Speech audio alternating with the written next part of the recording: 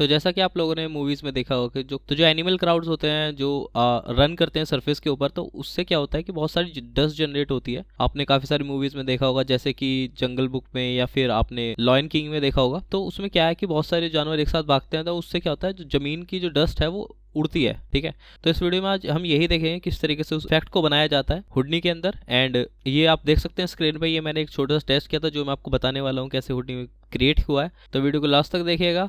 And अगर आप channel पर नए हैं तो चैनल को सब्सक्राइब कर दीजिए, और वीडियो पसंद आए तो लाइक कीजिए। तो चलिए शुरू करते हैं वीडियो को। तो जैसा कि आप स्क्रीन पे देख सकते हैं कि यहाँ पे मेरा पूरा सीन यहाँ पे बना हुआ है। मैं आपको बताता हूँ मैंने इसको किस तरह से क्रिएट किया था वन बाय वन। तो सबसे पहले चलते हैं हम अपने ऑब्जेक्ट लेवल पे, एंड यहाँ पे मैं इसको वापस से अपने ले लेता हूँ यहाँ से।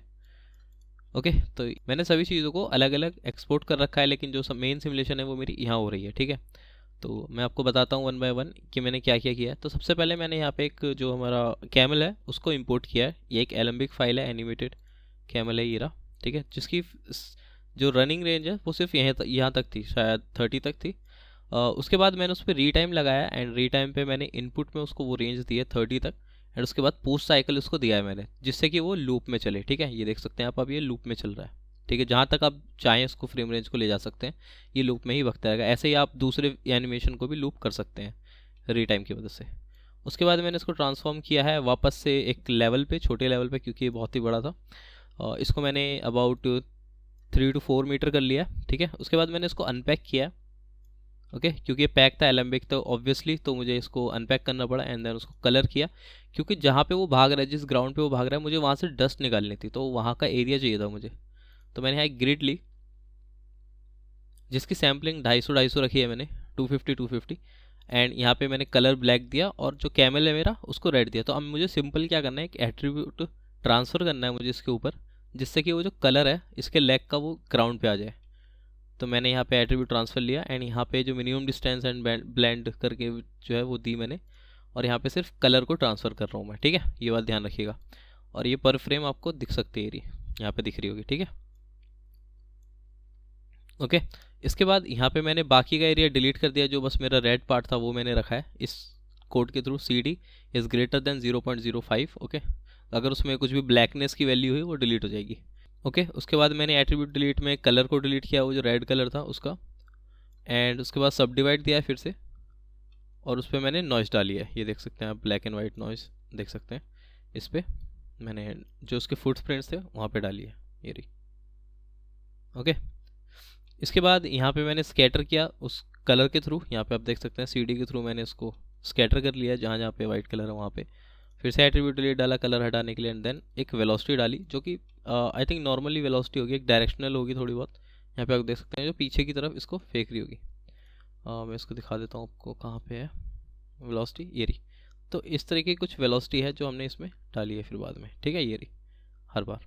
उसके बाद हमने यहाँ पे पॉप सिम किया है। पॉप सिम के अंदर क्या किया हमने, कुछ भी नहीं किया। इसको मैं हाइड कर लेता हूँ वेलोसिटी को। इसमें एक पॉप फोर्स दी है, नॉर्मली एक डायरेक्शनल की जब जनरेट हो उसके बाद वो पीछे की तरफ जाए, तो मैंने इसलिए यहाँ पे एक डायरेक्शनल वेलोसिटी दी है, फोर्स दी है सॉरी। एंड इसमें थोड़ा एम्पलीट्यूड दिया, नॉइस वगैरह के लिए सोल साइज दिया, बाकी कुछ नहीं किया इसमें। और यहाँ पे बस एक ग्राउंड ऐड किया है यहाँ पे नीचे कोलिजन के लिए, और ग्रेविटी है। ओके, बाकी इसमें और कुछ नहीं है, स्टैटिक ऑब्जेक्ट मैंने यूज़ नहीं किया है उसका। एंड यहाँ पे उसको मैंने कैश कर लिया, तो आप देख सकते हैं ये रहे मेरे पार्टिकल्स। ओके, ये देखिए।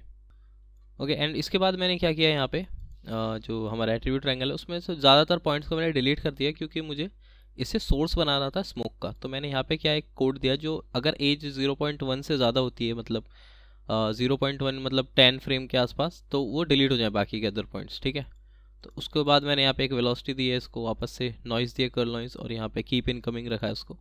ओके, एंड थोड़ा ऊपर की तरफ डायरेक्शनल दी है, यहाँ पे आप देख सकते हैं इसको।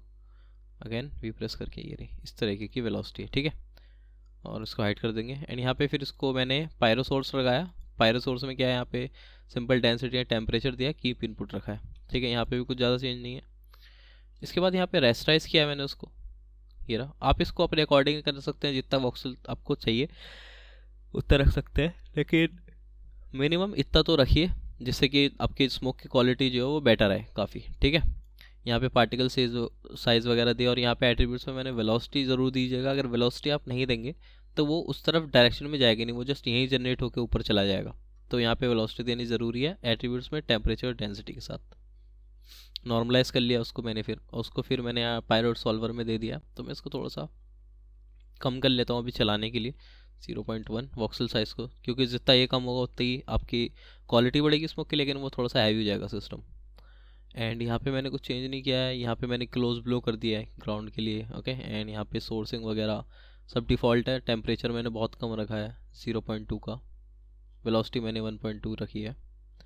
ओके, एंड फील्ड्स में जाके देखोगे तो यहाँ पे डिसिपेशन 0.05 है। ठीक है, ज़्यादा जल्दी भी नहीं गायब होनी चाहिए स्मोक हमारी, क्योंकि डिसिपेशन अगर आपने बढ़ा दिया ज़्यादा तो वो जल्दी जल्दी गायब हो जाएगी एकदम से। ठीक है, तो वो नहीं चाहिए हमें, थोड़ी सी रखना है उसको वहाँ पे। तो ये चीज़ 0.05 रखिए उसको।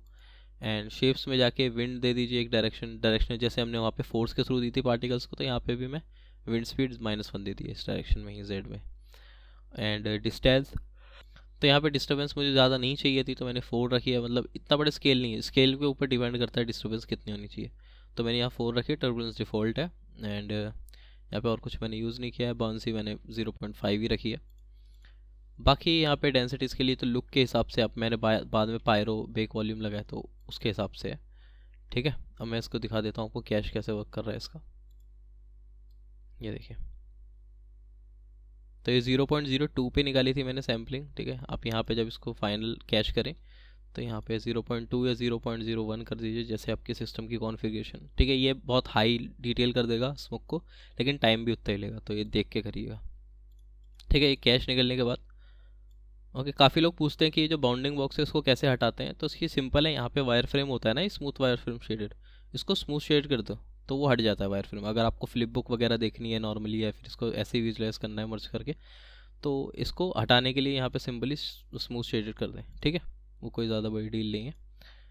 ओके, तो ये हो गया, मेरा स्मोक आ गया यहाँ पे इस। ठीक है, सही लग रहा है, काफ़ी पीछे तक भी जा रहा है। तो यहाँ पे मैंने आउट स्मोक डाल दिया। अब मैंने इसको मंत्रा में रेंडर नहीं किया, मैंने इसको कर्मा में किया है, तो वो प्रोसेस में बताऊँगा इसको कैसे रेंडर किया बाद में। यहाँ पे कोलिजन के लिए मैंने इसके कोलिजन के लिए, ठीक है, यहाँ पे देखोगे मैंने कोलिजन भी दिया इसको पायरोसॉल्वर को।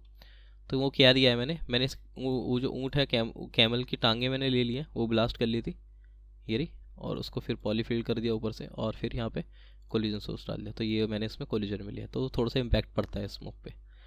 ओके, बाकी यहाँ पे कुछ नहीं है, सिंपल यहाँ पे पार्टिकल ये आ गए, स्मोक ये आ गई, और बाकी कैमल ये रहा मेरा यहाँ पे, आउट कैमल यहाँ से दिया मैंने। ठीक है, मटेरियल वगैरह सब बाहर ही किया मैंने। ओके, तो ये हो गया।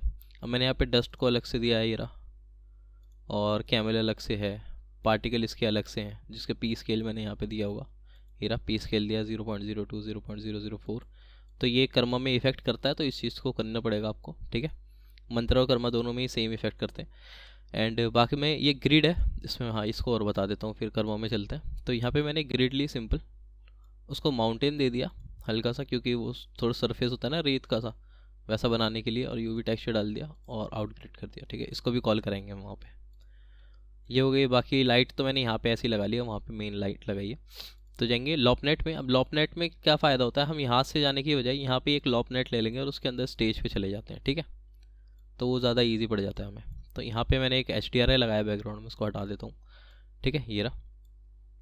अब यहाँ पे क्या है, सिंपल मैंने क्या किया, अपने पार्टिकल कॉल कराए, ये रहे इसमें पार्टिकल, इसमें ये ग्रिड है मेरी। ठीक है, जिसमें को मैंने थोड़ा सा ट्रांसफॉर्म किया है 0.24, इसको थोड़ा सा बड़ा कर लेता है यहाँ पे। और कैमल है मेरा नॉर्मल, एंड पायरो है। ठीक है, ये सारी चीज़ें ऐसी लग रही हैं, बिना मटेरियल के ऐसी लगेंगी। ठीक है, यहाँ पे फिर मैंने एक कैमरा अपना इंपोर्ट कराया वहाँ से बाहर से, जो कि ये व्यू देख रहा था। ठीक है, तो आप इसमें देख सकते हैं ये रहा, इसको भागते हुए। ठीक है, एंड फिर यहाँ पे मैंने मटेरियल दिए इसको, जो भी मटेरियल थे यहाँ पे बनाए। ठीक है, यहाँ पे आप देख सकते हैं सब प्रिंसिपल शेडर है। रिपल सैंड जो मैंने ये था, कि मैंने क्विक्सल ब्रिज से इसका मटेरियल उठाया था सैंड का, वो डाला था, वो थोड़ा सा सही लग रहा है, देखो आप, थोड़ा सा सैंडी लुक दे रहा है। ओके, ये हो गया। एंड तो यहाँ पे ये पार्टिकल का मटेरियल आ गया, एंड फिर डस्ट का मटेरियल वही पायरो शेडर लिया है मैंने, इसके अंदर आता ही है। उसमें डेंसिटी 10 दी है, क्योंकि यहाँ पे बहुत ज़्यादा डेंसिटी पे ही वो दिख रही थी। ओके, एंड इसको मैं डी प्रेस करके ब्लैक कर देता हूँ बैकग्राउंड को, तो फिर एक रेंडर चेक कर लेंगे यहाँ पे भी।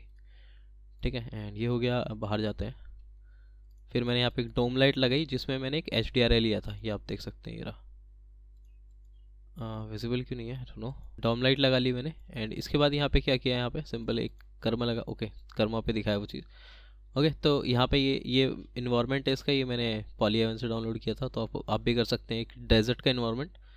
ओके एंड अभी के लिए हाइड कर देते हैं, एंड यहाँ पे सिंपल कुछ सेटिंग्स हैं, कैमरे की सेटिंग्स हैं, सीपीयू इंजन पे, ठीक है, ये सारी चीज़ें सीपीयू बेस्ड हैं। कर्मा पे आप एक्सव्यू पे इसको यूज़ मत कीजिएगा, क्योंकि मैं स्टिल 19.5 यूज़ कर रहा हूँ अभी तक। ओके एंड यहाँ पे आपको एडवांस पे जाना है, बकेट पे जाके मैंने यहाँ पे बकेट सेटिंग 32 रखी है, इसको बकेट पे करके, और बाकी तो इसमें कुछ मैंने डिफ़ॉल्ट ही छोड़ दिया है सारा कुछ, और कुछ नहीं है इसमें, ठीक है। बाकी यहाँ पे रेंडर, आप अगर पूरी फ्रेम रेंज निकालना चाहते हैं तो इसको स्पेसिफिक रेंज पे करके रेंडर टू डिस्क कर सकते हैं, ओके जो भी आप करना चाहें। बाकी तो ये सब नॉर्मल चीज़ें हैं, मैं इसको एक बार रेंडर कर लेता हूँ कर्मा के साथ। ये मैंने कर्मा पे क्लिक किया, एंड यहाँ पे कुछ सेटिंग्स है, ये देखो लाइट वगैरह दिख रही है ना, इसको हटाने के लिए इस पर क्लिक करोगे हट जाएगी। ये देखो डस्ट आ गई है हमारी, पार्टिकल्स भी हैं इसमें, ये यहाँ पे दिख रहे होंगे छोटे छोटे, पी स्केल है, और यहाँ पे हमारी ग्राउंड भी लग रहा है ऐसा रेत पे भाग रहा है वो चीज़। ओके एंड बैकग्राउंड है ही नहीं यहाँ पे, इसको मैं हटा देता हूँ ग्रिड को भी।